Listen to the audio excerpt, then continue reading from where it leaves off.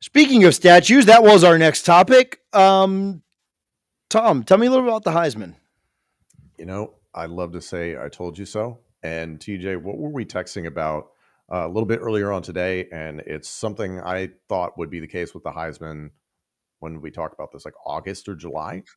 The only thing I can think about that we were texting about was how much I hate Mike Norvell. But There's that. But also when it comes other to than that, when it comes to Heisman, there was a certain yes, running back.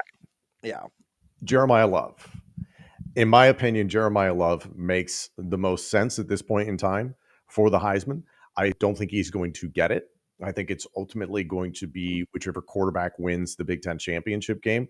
And I still think that's a sham in the grand scheme of things. Fernando Mendoza has had his Heisman moments, albeit brief. I don't think Marcel Reed is getting enough love at this point in time. He kind of came on late and obviously being down 30-3 against South Carolina at halftime. And that was kind of his Heisman moment there in the second half to really break on through. But Julian Sayin, I think his story should be over for the Heisman. What they did against Rutgers this past weekend, granted, Ohio State took care of Rutgers at home 42-9. It was 14-3 at halftime, and obviously they pulled away mightily in the second half. Julian Sayin, I think, was 13 of 19, well under 200 yards passing. I think one touchdown pass, had 7 completions to Max Clare because Carnell Tate and Jeremiah Smith were not able to play. Some concerns about Jeremiah Smith's health as he was kind of walking around a little bit gingerly on the sideline. So we'll see what Tate and Smith are able to do potentially against Michigan. So that's going to be a huge game coming up. Julian Sayin looked very human. And that's okay because he's still a really young quarterback. But I do not want to hear that people say Julian Sayin's the best player in college football. He has been hitting water falling out of a boat for most of this season. And yes, he had 3 consecutive weeks where he had over 300 yards and 9 passing touchdowns in those 3 weeks. Played phenomenally well against average to below average play within the Big Ten. My own Penn State Nittany Lions at the time were part of that. Plus, I think the other ones were Purdue. And then this Rutgers game comes up and he looks very human. And that's okay. He's a good quarterback. He's going to be a great quarterback at Ohio State. I have no doubt. But he's not the Heisman Trophy winner. The best player on that team is Jeremiah Smith. The second best player on that team is Carnell Tate. The third best player on that team is Jackson, number 97, the defensive end. The fourth best player on that team is Caleb Downs. Actually, I'd probably put him at first. So, I've never been of the opinion that if you aren't the best player on your team, you can be the Heisman Trophy winner. So, in my mind, rule out Julian Sayin. Jeremiah Love, granted, Notre Dame mollywopped Syracuse this past weekend, and there's been a lot made about Notre Dame's strength of schedule this year. But for me, it really should be 3 guys, Reed, Mendoza, and Love. But I have a feeling it's going to wind up going to whichever quarterback between Ohio State and Indiana wins the Big Ten championship game. Cole, no SEC love for this. Well, I guess Reed is there. Listen, Marcel Reed, I think, belongs in the conversation, but I want to go back to what the award is all about. The award is supposed to go to the best and the most impactful player in college football. And if that is going to be the case, there should be 3 names mentioned before anybody else.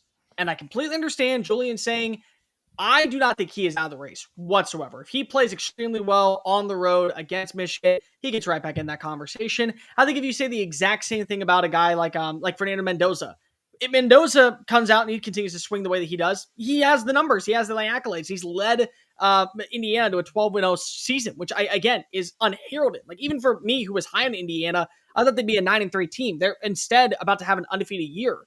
But to me, it goes to the 3 most important players to their teams. The first one, in my opinion, is Jeremiah Love. Jeremiah Love is the most complete player in college football. And in my opinion, he's the best player in college football. He is impossible to stop. He has all of the elusiveness in the open field, great home run speed. He is not afraid to go ahead and live on to contact. He was limited in his first 2 games. Guys, ever since then, he has been averaging over 122 yards per game, and he has scored a touchdown in every single matchup since week 3.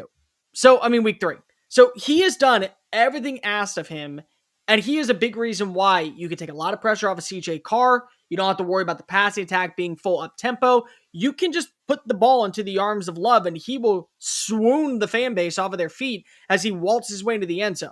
So that's number one. Number 2 is Jacob Rodriguez for Texas Tech. I get it. A defensive player is never going to win the award, but there is not a more impactful player for that team this season than Jacob Rodriguez. He does everything. He's forced 8 turnovers this year, if I'm not mistaken. He's one of the top 5 guys in tackles. He's one of the top 5 guys in tackles for loss. Like, we're seeing these numbers be put on stage that are right iridescent of a lesser tier Will Anderson. And if Will Anderson Jr., who was the best player in college football in 2022, didn't win the Heisman Trophy, the committee has an opportunity to kind of make up for it and say, we do care about the defensive players. And number 3 is Diego Pavia if he wins on Saturday. Now, he's got to win on Saturday to be in the college football playoff.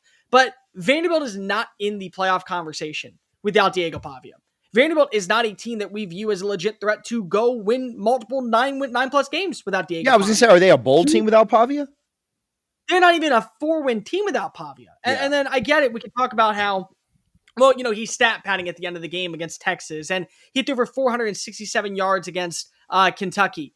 Well, keep in mind, there were the same people that were going into the last week saying Kentucky with the hottest record in the SEC was going to end the Pavia dream. And he just goes on out and says, screw it, I'm going to have 5 touchdowns. I'm going to complete 14 passes in a row. I'm going to deliver time after time after time. I'm going to put up monstrous numbers. Oh, and if that's not enough, I'm going to lead my team back down by double digits against Auburn to keep our playoff hopes alive. And we're going to take down one of the best defenses in the SEC. If the award is meant to go to the most impactful player on their team, those are the 3. Jeremiah Love, Jacob Rodriguez, Diego Pavia. Those will not be the 3 that you will see in the Big Apple. I will be shocked if you even see one of them. Hey, I'll get right back to the video, but first I do want to tell you about our friends over at Sleeper. Make sure that you are on the Sleeper app. We appreciate all of their support this football season. Use our code CFA for a 100% match up to $100. We will play the more or less game on Wednesday on the Power 2 live here on the channel. So make sure you're subscribed and don't miss it. Make sure that you've already deposited and you're already good to go. While you're doing holiday shopping for everybody else, make sure you're on the Sleeper app taking care of yourself too. Check their terms and conditions because terms of use do apply. We appreciate Sleeper for their support.